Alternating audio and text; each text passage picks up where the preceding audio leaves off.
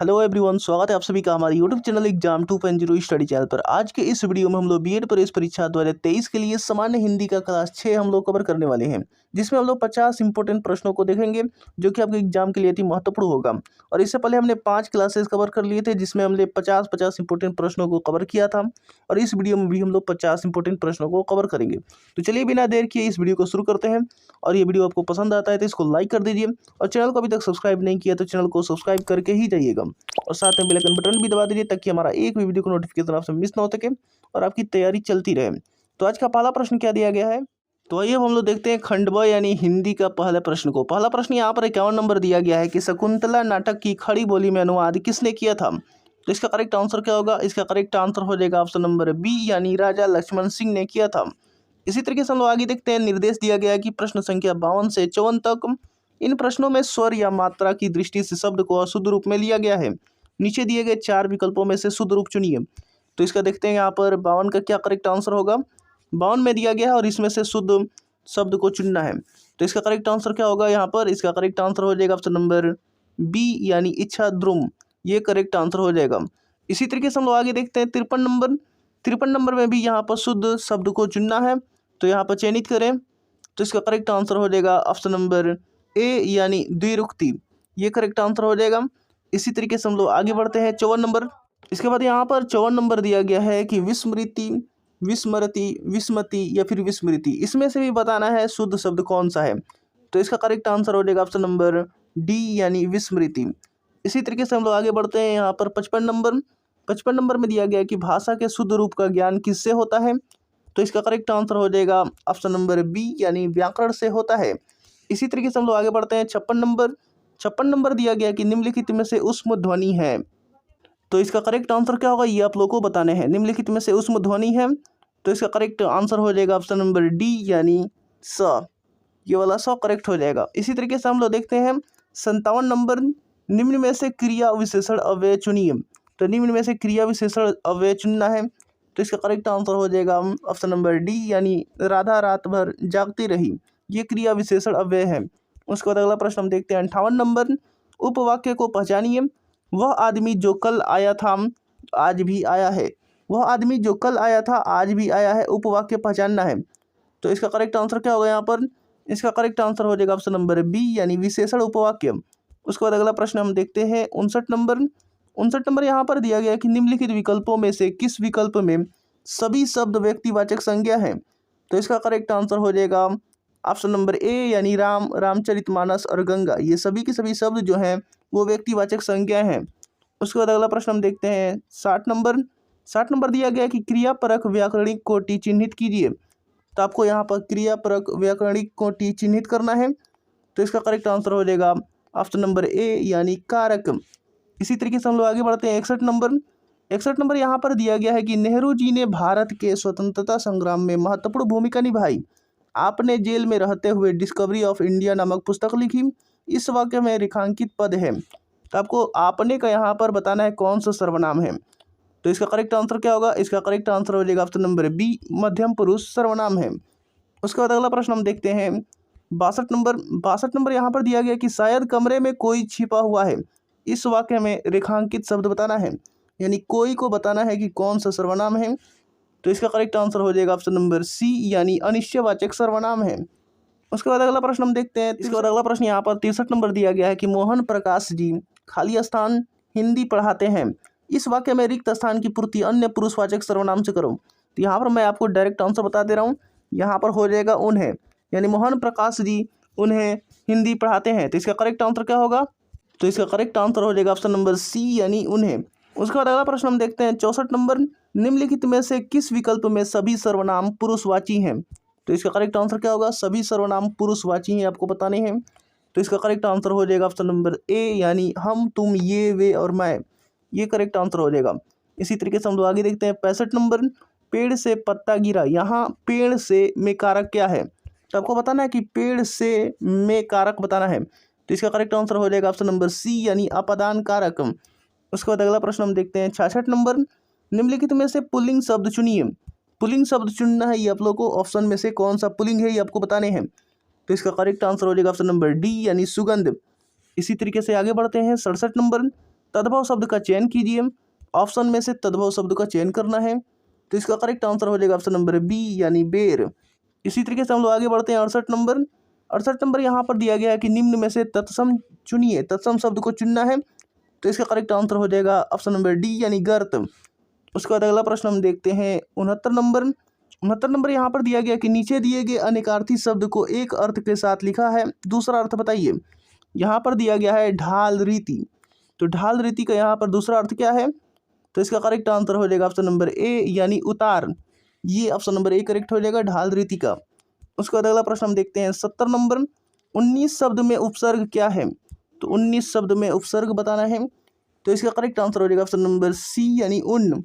उसके बाद अगला प्रश्न हम देखते हैं 71 नंबर। 71 नंबर यहाँ पर दिया गया है कि निम्नलिखित में से किस शब्द में प्रत्यय नहीं है, तो प्रत्यय नहीं है वो शब्द आपको बताना है दिए गए ऑप्शन में से, तो इसका करेक्ट आंसर हो जाएगा दुबला। उसके बाद अगला प्रश्न हम देखते हैं 72 नंबर। 72 नंबर दिया गया कि सही संधि विच्छेद करें। राम अवतार का यहाँ पर क्या होगा, तो रामावतारा का क्या होगा यहाँ पर संधि विच्छेद। इसका करेक्ट आंसर हो जाएगा ऑप्शन नंबर सी यानी राम धन अवतार। ऑप्शन नंबर सी करेक्ट हो जाएगा। इसी तरीके से हम लोग आगे बढ़ते हैं। इसके बाद अगला प्रश्न यहाँ पर 73 नंबर दिया गया है कि अति उत्तम किन दो शब्दों से बना है, तो इसका करेक्ट आंसर क्या होगा यहाँ पर, अति उत्तम का संधि विच्छेद करिए, तो इसका करेक्ट आंसर हो जाएगा ऑप्शन नंबर बी यानी अति धन उत्तम। इसी तरीके से यहाँ पर 74 नंबर दिया गया है अयादि संधि है। आपको बताना है कि दिए गए ऑप्शनों में से कौन सा अयादि संधि है, तो इसका करेक्ट आंसर हो जाएगा ऑप्शन नंबर डी नौ धन इक। उसके बाद अगला प्रश्न हम देखते हैं 75 नंबर। यहाँ पर 75 नंबर दिया गया है कि सही संधि विच्छेद करें। विद्यार्थी का सही संधि विच्छेद करना है, तो इसका करेक्ट आंसर हो जाएगा ऑप्शन नंबर सी विद्याधन अर्थी। उसके बाद अगला प्रश्न हम देखते हैं निर्देश दिया गया यहाँ पर प्रश्न संख्या 76 से 78 तक कि निम्नलिखित प्रत्येक शब्द के लिए उसके नीचे दिए गए विकल्पों में से उपयुक्त समास छाटिए, तो समास बताना है। यहाँ पर अगला प्रश्न दिया गया 76 नंबर की भाई बहन। भाई बहन में समास बताना है, तो इसके ऑप्शन में से क्या करेक्ट हो जाएगा, भाई और बहन, तो भाई और बहन का मतलब द्वंद्व समास है। उसके बाद अगला प्रश्न हम देखते हैं 77 नंबर वज्रपाणी। तो वज्रपाणी का मतलब यहाँ पर क्या है, यहाँ पर समास बताना है आप लोगों को। तो वज्रपाणी का मतलब वह जिसके पाणी में वज्र है यानी हाथ में वज्र है अर्थात इंद्र। इसका मतलब कि ये समास जो होगा वो बहुब्रीहि समास होगा। इसके बाद अगला प्रश्न हम देखते हैं 78 नंबर जिसमें पहला पद प्रधान है और पूरा पद अव्यय होता है, वहाँ अव्ययी भाव समास होता है, तो कौन सा समास होता है यहाँ पर बताने हैं, तो इसका करेक्ट आंसर हो जाएगा ऑप्शन नंबर डी यानी अव्ययी भाव समास होता है। यहाँ पर आंसर दे दिया डायरेक्ट, यहाँ पर अव्ययी भाव समास होता है, तो यहाँ पर पूछना चाहिए कि वहाँ समास कौन सा होता है, तो इसका करेक्ट आंसर हो जाएगा अव्ययी भाव समास। इसी तरीके से हम लोग आगे देखते हैं 79 नंबर। 79 नंबर दिया गया कि उचित विकल्प का चयन करें, रिक्त स्थान की पूर्ति करें। यहाँ पर उचित विकल्प का चयन करके रिक्त स्थान की पूर्ति करना है। सांप्रदायिकता राष्ट्रीय एकता के लिए है, तो आपको बताना है। ऑप्शन दिए गए वरदान, अभिशाप, परिताप या फिर पश्चाताप, तो इसका करेक्ट आंसर हो जाएगा ऑप्शन नंबर बी यानी अभिशाप है। सांप्रदायिकता राष्ट्रीय एकता के लिए अभिशाप है। उसके बाद अगला प्रश्न यहाँ पर निर्देश में दिए गए हैं कि प्रश्न संख्या 80 से 82 तक शुद्ध वाक्य का चयन करें। अब हम लोग 80 नंबर देखते हैं। 80 नंबर यहाँ पर दिया गया है ऑप्शन नंबर ए कि पति पत्नी के झगड़े का हेतु क्या हो सकता है। दूसरा दिया गया है पति पत्नी के हेतु झगड़े का क्या हो सकता है। तीसरा दिया गया है पति पत्नी के झगड़े का कारण क्या हो सकता है। और चौथा यहाँ पर दिया गया है पत्नी पति में हेतु झगड़े का क्या हो सकता है। तो इसका डायरेक्ट मैं आपको आंसर बता दे रहा हूँ। इसका करेक्ट आंसर हो जाएगा ऑप्शन नंबर सी यानी पति पत्नी के झगड़े का कारण क्या हो सकता है, यह वाक्य जो है वो शुद्ध है। इसी तरीके से हम लोग 81 नंबर देखते हैं। इसमें भी छांटना है कि शुद्ध वाक्य कौन सा है। यहाँ पर दिया गया है भारत सबसे बड़ा लोकतांत्रिक देश है। यहाँ पर दिया गया भारत सबसे बड़ा लोकतांत्रिक देश है। यहाँ पर थोड़ा सा अंतर है, ध्यान से देखिएगा, तो यहाँ पर थोड़ा सा लोकतांत्रिक लिखने में यहाँ पर अंतर है। उसके बाद आगे यहाँ पर सी नंबर दिया गया भारत सबसे बड़ा लोकतांत्रिक देश है। यहाँ पर लोकतांत्रिक दिया गया है और सबसे बड़ा लोकतांत्रिक देश है भारत। इसमें से कौन सा करेक्ट होगा ये आप लोग को बताने हैं, तो इसका करेक्ट आंसर हो जाएगा ऑप्शन नंबर बी भारत में सबसे बड़ा लोकतांत्रिक देश है। ये वाला करेक्ट होगा, ये वाला लोकतांत्रिक यहाँ पर करेक्ट होगा। उसके बाद अगला प्रश्न यहाँ पर देखते हैं 82 नंबर। 82 नंबर में यहाँ पर ऑप्शन नंबर ए दिया गया है कि नियमों का उल्लंघन न करें। दूसरा दिया गया उल्लंघन नियमों का न करें। तीसरा दिया गया नियमों का उल्लंघन न करें, उल्लंघन यहाँ पर दिया गया है। और चौथा दिया गया यहाँ पर नियमों का उल्लंघन न करें, तो इसका करेक्ट आंसर हो जाएगा ऑप्शन नंबर डी यानी नियमों का उल्लंघन न करें। इसी तरीके से हम लोग आगे देखते हैं 83 नंबर। लालिमा सपन बाग में रहती है, दिए गए वाक्य का भेद बताइए। तो यहाँ पर भेद बताना है ऑप्शन में से, तो इसका करेक्ट आंसर हो जाएगा ऑप्शन नंबर सी यानी सरल वाक्य है। उसके बाद अगला प्रश्न यहाँ पर 84 नंबर दिया गया है कि निम्नलिखित में से पानी का पर्यायवाची शब्द नहीं है। तो पर्यायवाची शब्द देखना है, निम्नलिखित में से कौन सा नहीं है, चलिए देख लेते हैं। तो इसका करेक्ट आंसर क्या होगा, पानी का यहाँ पर पर्यायवाची नहीं है। तो इसका करेक्ट आंसर हो जाएगा ऑप्शन नंबर बी यानी पावक। इसी तरीके से हम लोग आगे देखते हैं 85 नंबर, निम्नलिखित में से घर शब्द का पर्यायवाची शब्द नहीं है। आपको घर शब्द का पर्यायवाची शब्द नहीं बताना है कि कौन सा इसमें से नहीं है। तो इसका करेक्ट आंसर हो जाएगा ऑप्शन नंबर बी यानी भुवन। उसके बाद अगला प्रश्न यहाँ पर दिया गया 86 नंबर, अघोषित का विलोम शब्द लिखिए। अघोषित का विलोम शब्द लिखना है। तो इसका करेक्ट आंसर हो जाएगा ऑप्शन नंबर ए यानी घोषित। उसके बाद अगला प्रश्न यहाँ पर 87 नंबर दिया गया है, आसक्ति का विलोम शब्द लिखना है। तो आसक्ति का विलोम शब्द लिखिए, इसका करेक्ट आंसर हो जाएगा ऑप्शन नंबर डी यानी अनासक्ति। इसी तरीके से हम लोग आगे देखते हैं 88 नंबर। 88 नंबर दिया गया कि भला चाहने वाला कहलाता है। तो भला चाहने वाला क्या कहलाता है, तो इसका करेक्ट आंसर हो जाएगा ऑप्शन नंबर सी यानी हितैषी कहलाता है। इसी तरीके से आगे बढ़ते हैं 89 नंबर। 89 नंबर यहाँ पर दिया गया कि कानून का रूप देने के लिए प्रस्तुत किया गया प्रस्ताव कहलाता है। तो इसका करेक्ट आंसर क्या होगा, इसका करेक्ट आंसर हो जाएगा ऑप्शन नंबर सी यानी विधेयक कहलाता है। दोस्तों ये वीडियो आपको पसंद आ रहा है तो इसको लाइक करते रहिए, चैनल को अभी तक सब्सक्राइब नहीं किया है तो चैनल को सब्सक्राइब करके बेल आइकन बटन भी दबा दीजिए। आगे देखते हैं यहाँ पर 90 नंबर। इसके बाद अगला प्रश्न यहाँ पर 90 नंबर दिया गया कि निम्न में से किस लोकोक्ति का अर्थ होता है सदा एक समान रहना। तो किस लोकोक्ति का अर्थ होता है, तो दिए गए ऑप्शनों में से बताने हैं। तो इसका करेक्ट आंसर हो जाएगा ऑप्शन नंबर डी यानी सावन हरे न भादो सूखे। ये लोकोक्ति का अर्थ होता है सदा एक समान रहना। तो यहाँ पर ऑप्शन नंबर डी करेक्ट हो जाएगा। इसी तरीके से हम लोग आगे देखते हैं 91 नंबर। 91 नंबर दिया गया है कि बहुत ही मूर्ख होना किस मुहावरे का अर्थ है। तो इसका करेक्ट आंसर हो जाएगा ऑप्शन नंबर डी यानी मिट्टी का माधो। मिट्टी का माधो इसका मतलब होता है बहुत ही मूर्ख होना। इसी तरीके से आगे देखते हैं यहाँ पर 92 नंबर, पगड़ी रख घी चख लोकोक्ति का अर्थ है। तो इसका करेक्ट आंसर क्या होगा, इसका करेक्ट आंसर हो जाएगा ऑप्शन नंबर सी यानी निर्लज होकर कुछ पाना। उसके बाद अगला प्रश्न हम देखते हैं 93 नंबर, गूलर का फूल होना का अर्थ है। तो आपको बताना है गूलर का फूल होना का अर्थ क्या है।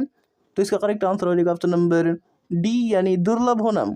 उसके बाद अगला प्रश्न हम देखते हैं 94 नंबर, किसी वस्तु को व्यर्थ संभाल कर रखना इस व्यक्ति का व्यंजक है। तो इसका करेक्ट आंसर क्या होगा, यहाँ पर आप लोगों को बताना है व्यंजक कौन सा है। तो यहाँ पर करेक्ट आंसर हो जाएगा ऑप्शन नंबर सी यानी शहद लगाकर चाटना। उसके बाद अगला प्रश्न हम देखते हैं 95 नंबर। 95 नंबर यहाँ पर दिया गया है 95 नंबर की काजल की कोठरी। आपको बताना है काजल की कोठरी है। तो इसका करेक्ट आंसर क्या होगा, इसका करेक्ट आंसर हो जाएगा ऑप्शन नंबर बी कलंक लगने का स्थान है। इसी तरीके से आगे देखते हैं यहाँ पर 96 नंबर, जहाँ किसी की विचित्र वेशभूषा वाणी चेष्टा आदि को देखकर हृदय में विनोद भाव होते हैं वहाँ किस रस की निष्पत्ति होती है। तो इसका करेक्ट आंसर क्या होगा, इसका करेक्ट आंसर हो जाएगा ऑप्शन नंबर बी यानी हास्य रस की। उसके बाद अगला प्रश्न हम देखते हैं 97 नंबर, भूषण किस काल के कवि हैं। तो आपको बताना है भूषण किस काल के कवि हैं। तो जो भूषण हैं वो ऑप्शन नंबर सी यानी रीति काल के कवि हैं। उसके बाद अगला प्रश्न हम देखते हैं 98 नंबर। 98 नंबर यहाँ पर दिया गया है कि कवितावली के रचनाकार हैं। तो कवितावली के रचनाकार कौन हैं। तो इसका करेक्ट आंसर हो जाएगा ऑप्शन नंबर सी यानी तुलसीदास जी। इसके बाद अगला प्रश्न यहाँ पर 99 नंबर दिया गया कि आदिकाल में पहेलियाँ लिखने वाले कवि कौन थे। तो इसका करेक्ट आंसर क्या होगा, ऑप्शन में से ये आपको बताने हैं। तो इसका करेक्ट आंसर हो जाएगा ऑप्शन नंबर सी यानी सरहपा। इसी तरीके से अगला और इस वीडियो का लास्ट प्रश्न दिया गया 100 नंबर, परिपत्र किस श्रेणी में आता है। तो इसका करेक्ट आंसर आप लोगों को बताने हैं। तो इसका करेक्ट आंसर हो जाएगा ऑप्शन नंबर बी यानी कार्यालयी पत्र में आता है परिपत्र। तो उम्मीद करता हूँ कि वीडियो आपको पसंद आया है और अभी तक आपने इसको लाइक नहीं किया है तो लाइक कर दीजिए, शेयर नहीं किया है तो शेयर करके चैनल को सब्सक्राइब कर दीजिए और साथ में बेल आइकन बटन भी दबा दीजिए ताकि हमारा एक भी वीडियो का नोटिफिकेशन आपसे मिस ना हो सके और आपकी तैयारी चलती रहे। तो मिलते हैं अगले वीडियो में।